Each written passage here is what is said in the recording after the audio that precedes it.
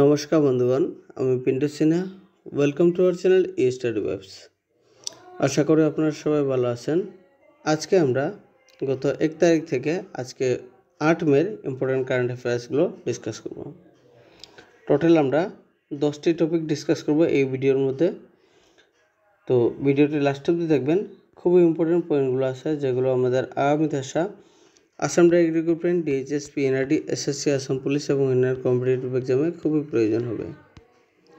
তাহলে শুরু করে আজকের প্রথম কোয়েশ্চেন দিয়ে।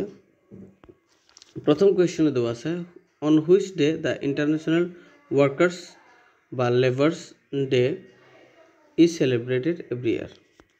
তো কত তারিখে প্রতি বছর ইন্টারন্যাশনাল ওয়ার্কার্স ডে বা লেবার ডে কত তারিখে পালন করা হয়? Option A 1 May, option B 2 May, option C 3 May, option D 4 May. একটু আমরা এখানে ডিসকাস করি, তারপরে আমরা জানবো যে এই ইন্টারন্যাশনাল ওয়ার্কার্স ডে কেন পালন করা হয় প্রতি বছর, বা ইন্টারন্যাশনাল ওয়ার্কার্স ডেকে মে ডেও বলা হয়। On 1st May 1886, workers in the Haymarket of Chicago in the United States of America had gathered to discuss the demand for an 8-hour working shift. The police started firing on the gathered workers, and many workers died on the spot, while many others grievously injured in the heinous action. তো এই ওয়ার্কার্সের যে সংগঠন আছে 1886 সনে United স্টেটসের চিকাগোর মধ্যে হেম market নামে একটি জায়গা আছে। ওইখানে যতগুলো ওয়ার্কার্সগুলো আছে সেখানে গিয়ে একটা মিছিল করেছিল। মিছিল করার কারণ হলো যে যতগুলো ওয়ার্কার্স আছে তাদের ওয়ার্ক টাইমটা 8 ঘন্টার ভিতরে করার জন্য, 8 ঘন্টায় ওয়ার্ক টাইমটা করার জন্য একটা আন্দোলন করা হয়েছিল। তারপরে পুলিশ নাকি সেখানে আর এসেই ফায়ার করে দিয়েছিল। তারপর ফায়ার করার পরে অনেকজন মারা গিয়েছে, অনেকজন ইনজিওর্ড হয়েছে। তো সেই দিনকে স্মরণ করে, সেই ওয়ার্কার্সগুলোকে স্মরণ করে, তাদের অবদানগুলোকে স্মরণ করে 1890 সন থেকে মে ডে পালন করা হয়, বা ইন্টারন্যাশনাল ওয়ার্কার্স ডে বা ইন্টারন্যাশনাল লেবার ডে কোনো জায়গাতেও আছে। তো সেই দিনকে স্মরণ করে প্রতি বছর পালন করা হয় মে ডে বা ইন্টারন্যাশনাল ওয়ার্কার্স ডে। ঠিক আছে। তো এরকম যদি কোয়েশ্চেন আছে যে ইন্টারন্যাশনাল ওয়ার্কার্স ডে কত তারিখ থেকে কোন সন থেকে শুরু হয়েছিল পালন করার, যদি কোয়েশ্চেন আসে তাহলে 1890 হবে।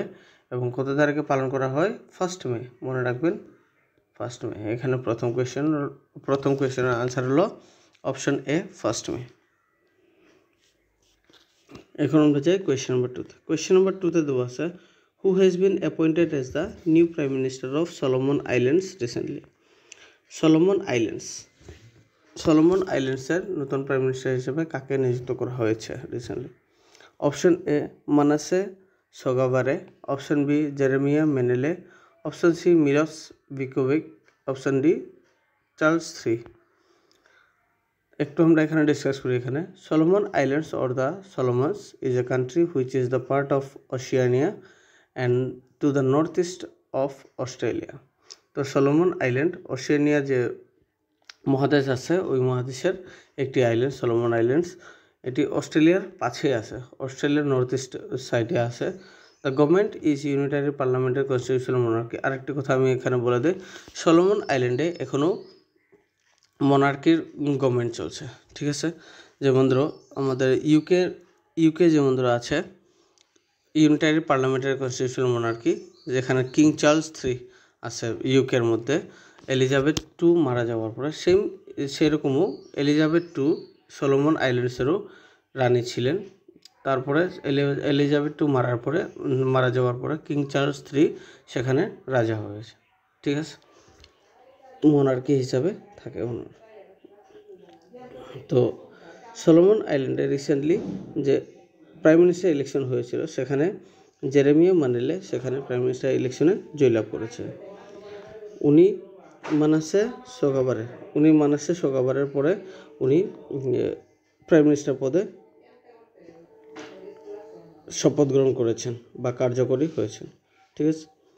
সলোমন আইল্যান্ডসের কারেন্সির নাম সলোমন আইল্যান্ডস ডলার, ক্যাপিটালের নাম হনিয়ারা। মনে রাখবেন এরকম যদি কোয়েশ্চেন আসে যে সলোমন আইল্যান্ডস কোন মহাদেশের দেশ, যদি কোয়েশ্চেন আসে তাহলে সে নেওয়া হবে। এবং যদি কোয়েশ্চেন আসে যে সলোমন আইল্যান্ডসের ক্যাপিটালের নাম, যদি কোয়েশ্চেন আসে তাহলে হনিয়ারা হবে এবং কারেন্সির নাম সলোমন আইল্যান্ডস ডলার হবে। ঠিক আছে, তো এখানে আনসার হবে অপশন বি, জেরেমিয়া মানেলে। ঠিক আছে,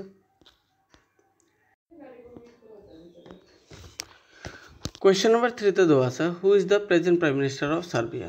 তো সার্বিয়ার বর্তমান প্রাইম মিনিস্টার কে আছে? অপশন এ স্যার ডেভিড বিউনাগি, option B Milos Vucevic, option C Aleksandar Vucic, option D Ana Brnabic. তো সার্বিয়াতে রিসেন্টলি প্রাইম মিনিস্টার ইলেকশন হয়েছিল, সেখানে প্রাইম মিনিস্টার হিসেবে ইলেকশনে জয়লাভ করেছিল।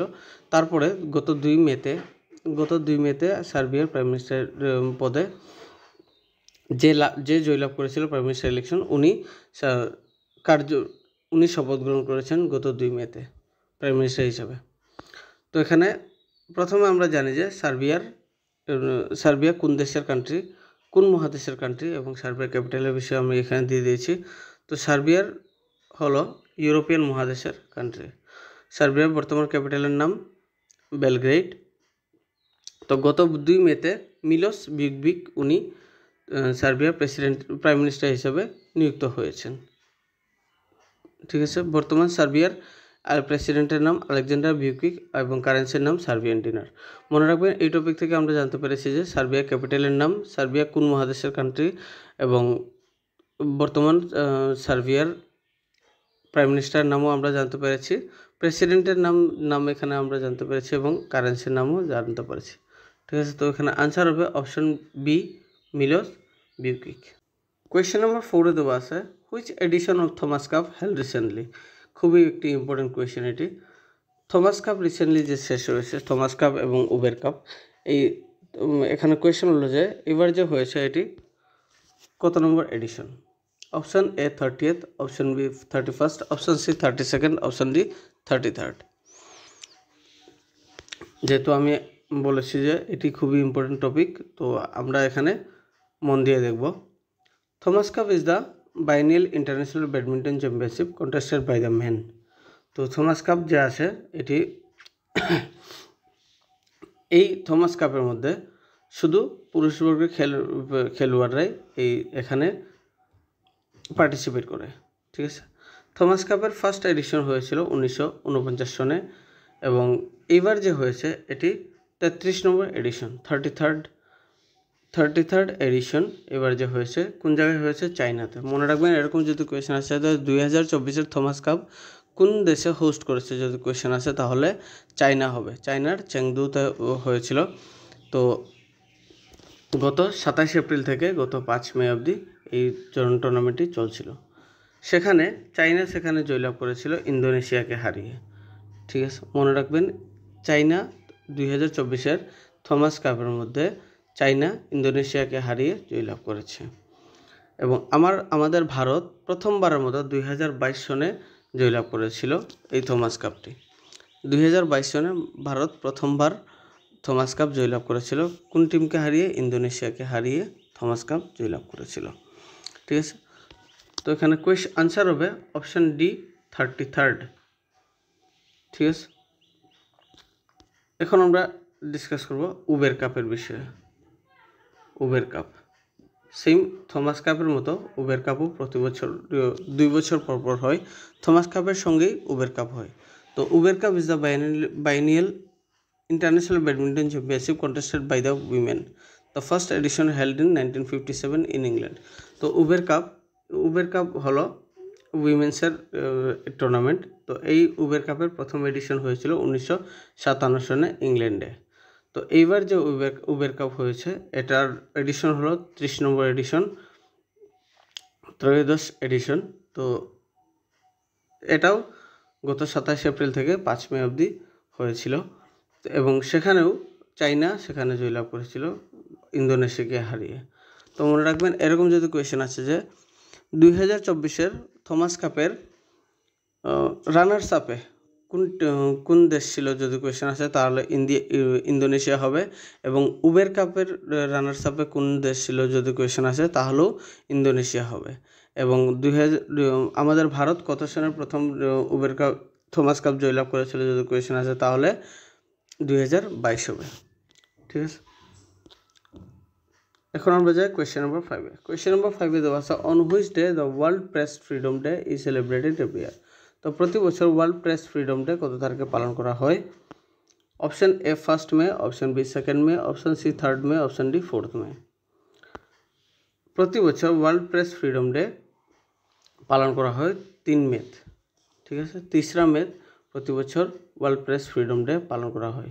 এবারে যে ওয়ার্ল্ড প্রেস ফ্রিডম ডের থিম হলো, এখানে লেখা আছে a press for the planet journalism in the face of the environmental crisis. এটি হলো এবারের 2024-এর ওয়ার্ল্ড প্রেস ফ্রিডম ডের থিম। ঠিক আছে, তো এখানে আনসার হবে option C 3 May. Question number 6-এ দেওয়া আছে, এটাও খুবই important question. Which team won the 10th Indian super league title recently.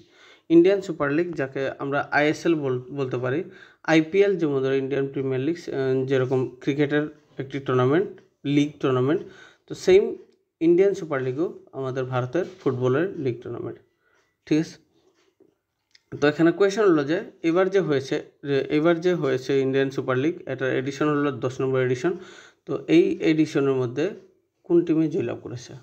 Option A Mohun Bagan SG, option B Mumbai City FC, option C Punjab FC, option D Kerala Blasters. তো Indian super League, আমরা প্রথমে জানি যে ইন্ডিয়ান সুপার লিগের বিষয়ে। Indian super League is a football tournament held every year in India. The first edition held in 2013 and the Mohun Bagan SG was the first title winner. তো Indian super League 2013 সনে প্রথম addition হয়েছিল আমাদের ভারতে। তো প্রথম এডিশন 2013 সনে হয়েছিল, সেখানে মোহনবাগান SG প্রথম এডিশনের প্রথম টাইটেল উইনার জয়লাভ করেছিল। ঠিক আছে, প্রথম টাইটেল জয়লাভ করেছিল। এবার যে হয়েছে 10 নম্বর এডিশন, সেখানে মুম্বাই সিটি FC জয়লাভ করেছে মোহনবাগান SGকে হারিয়ে ফাইনালে। তো মনে রাখবেন এখানে আনসার হবে মুম্বাই সিটি FC। ঠিক আছে, এবার যে 2024-এর ISL-এর মধ্যে মুম্বাই সিটি FC মোহনবাগান SGকে হারিয়ে জয়লাভ করেছে। এখানে আমি টুর্নামেন্টের যে ইম্পর্টেন্ট যেগুলো অ্যাওয়ার্ড আছে সেই তাদের নামগুলো আমি এখানে দিয়ে দিয়েছি। গোল্ডেন গ্লোব পেয়েছে ফুরবা লাচেনফা। তো মনে রাখবেন এই যে নামগুলো আছে, এখানের নামগুলো খুবই ইম্পর্টেন্ট কোয়েশ্চেন। তো এই নামগুলো খুবই ইম্পর্টেন্ট হতে পারে আমাদের এক্সামের জন্য।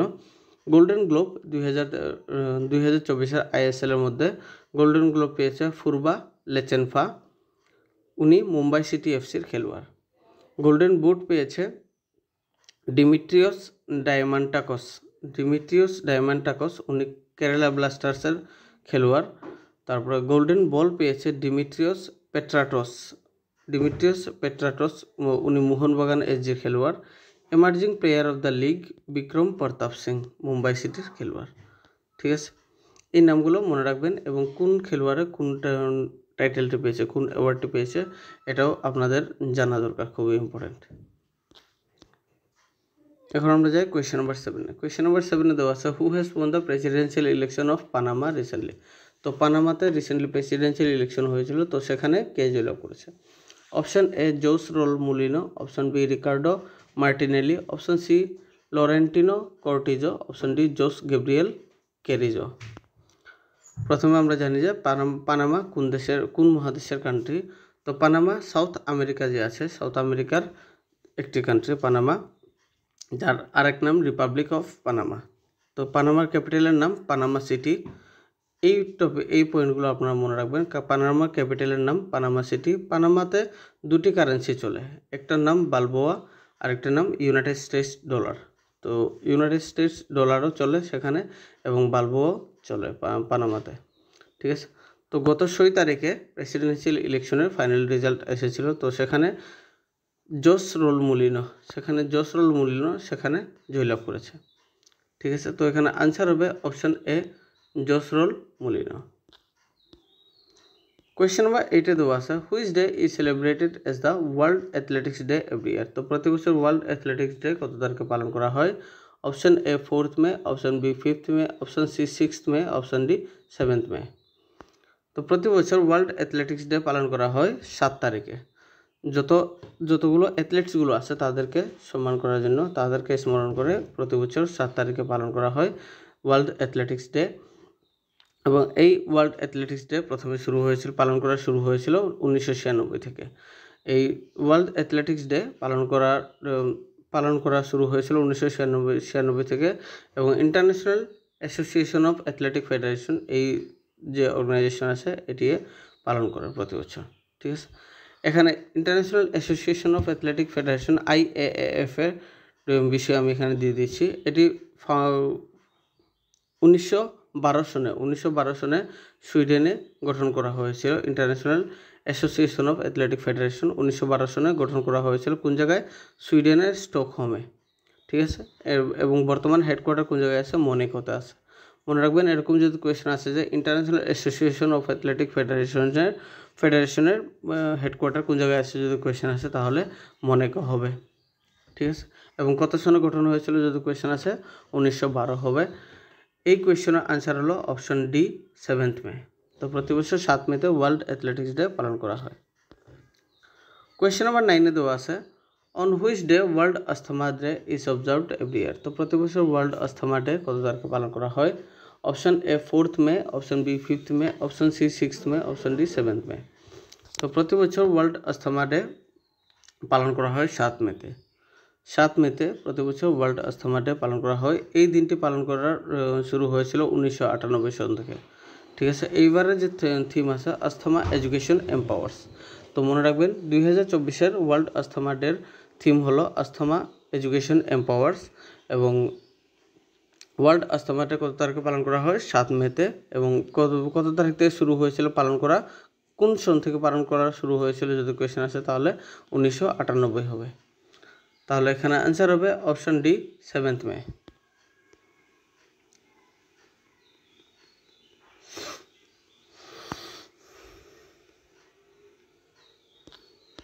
এখন আমরা যাই কোয়েশ্চেন নাম্বার 10 এ। কোয়েশ্চেন নাম্বার 10 দেওয়া আছে, who has been appointed as the new ambassador of UNICEF India recently. এটাও খুবই ইম্পর্টেন্ট কোয়েশ্চেন। তো ইউনিসেফের full form United Nations international children's emergency fund. এই ইউনিসেফের ফুল ফর্ম এটা হলো। তো ইউনিসেফ গঠন হয়েছিল 1947 সনে। ইউনিসেফের হেডকোয়ার্টার আছে USA new York city, new ইয়র্কে আছে ইউনিসেফের হেডকোয়ার্টার, এবং বর্তমান ইউনিসেফের প্রেসিডেন্ট হলো ক্যাথরিন এম রাসেল। তো এখানে কোয়েশ্চেন হলো যে ইউনিসেফ ইন্ডিয়ার অ্যাম্বাসেডর হিসাবে কাকে নিযুক্ত করা হয়েছে recently? Option A Priyanka Chopra, option B Kareena Kapoor Khan, option C Deepika Padukone, option D Rani Mukherjee. তো recently UNICEF India announced the appointment of one of the most iconic stars of the Indian cinema, Kareena Kapoor Khan, as the organization's national ambassador. তো UNICEF ইন্ডিয়ার ambassador হিসাবে নিযুক্ত করা হয়েছে করিনা কাপুর খানকে। ঠিক আছে, করিনা কাপুর খানকে ইউনিসেফ ইন্ডিয়ার অ্যাম্বাসেডর হিসাবে নিযুক্ত করা হয়েছে রিসেন্টলি 75 ইয়ার্স কমপ্লিট হয়েছিল আমাদের ভারতের সঙ্গে ইউনিসেফের ভারতের সঙ্গে জয়েন হওয়ার 75 ইয়ার্স পালন করা হয়েছিল ইউনিসেফে। তো সেখানে ইউনিসেফের দ্বারা অ্যানাউন্স করা হয়েছে করিনা কাপুর খানকে অ্যাম্বাসেডর হিসাবে নিযুক্ত করার জন্য। ঠিক আছে, এবং উনি নিযুক্ত হয়েছেন অ্যাম্বাসেডর হিসাবে। ঠিক আছে, তো এই টপিক থেকে আমরা জানতে পেরেছি যে ইউনিসেফ কত সনে গঠন হয়েছিল? 1947 সনে। ইউনিসেফের বর্তমান হেডকোয়ার্টার নিউ ইয়র্কে আছে, এবং বর্তমান প্রেসিডেন্টের নাম ক্যাথরিন এম রাসেল। তো এখানে আনসার হবে অপশন বি করিনা কাপুর খান। এখন আমরা যাই আজকের কোয়েশ্চেন অফ দ্য ডে। 3টি কোয়েশ্চেন আছে। এই 3টি কোয়েশ্চেনের আনসারগুলো আপনারা কমেন্টে জানাবেন, এবং যাদের নামগুলো কারেক্ট হবে তাদের নামগুলো নেক্সট ভিডিওতে আমি মেনশন করে দিয়ে দেবো। তো প্রথম কোয়েশ্চেনে আছে, which is the capital of Solomon islands. একটু আগে যেহেতু ডিসকাস করেছিলাম এই কোয়েশ্চেনগুলো, তো এই আনসারগুলো করতে আপনাদের কষ্ট হবে না, তাই আপনাদেরকে রিকোয়েস্ট করছি যে আপনারা কমেন্টে দেবেন। তো প্রথম কোয়েশ্চেন আছে, which is the capital of Solomon Islands. তো সলোমন আইল্যান্ডসের ক্যাপিটালের নাম কি? Honiara, option A, option B Belgrade, option C Reykjavik, option D Budapest. Question number 2তে দেওয়া আছে, in which year India won the Thomas Cup for the first time? তো Bharat Thomas cup কত সনে প্রথমবারের মতো জয়লাভ করেছিল? তো option A 2014, option B 2016, option C 2022, option D 2024। Question number 3-তে দেওয়া আছে who has won the golden boot হবে, এখানে গোল্ডেন বুট হবে। Who has won the golden boot হবে, golden boot in the 2024 Indian super league. তো 2024-এর আইএসএলের মধ্যে গোল্ডেন বুট কে জয়লাভ করেছে? Option A Phurba Lachenpa, option B Dimitrios Diamantakos, option C Dimitrios Petratos, option D Vikram Pratap Singh. ঠিক আছে, এই আনসারগুলো আপনারা কমেন্টে দিয়ে দেবেন। তো আজকে ভিডিওটি এখানে শেষ করলাম। যদি ভিডিওটি ভালো লাগে তাহলে লাইক করবেন, শেয়ার করবেন এবং চ্যানেলটা সাবস্ক্রাইব করবেন এবং কমেন্টে জানাবেন যে ভিডিওটি কেমন লাগছে। আপনাদেরকে রিকোয়েস্ট করছি যে আপনাদের মধ্যে অনেকজনে আছে আমার ভিডিওটি দেখার পরে চ্যানেলটা সাবস্ক্রাইব করে নেয়, তাই আপনাদেরকে আমি বারবার রিকোয়েস্ট করছি যে কাইন্ডলি চ্যানেলটা সাবস্ক্রাইব করবেন এবং শেয়ার করবেন। আজকে ভিডিওটি আপনাদের জন্য হয়তো সাবস্ক্রাইব করতে ফ্রি হতে পারে, কিন্তু আমি কিন্তু খুবই মোটিভেট হয়ে যাই যদি আপনারা চ্যানেলটি সাবস্ক্রাইব করবেন। ধন্যবাদ।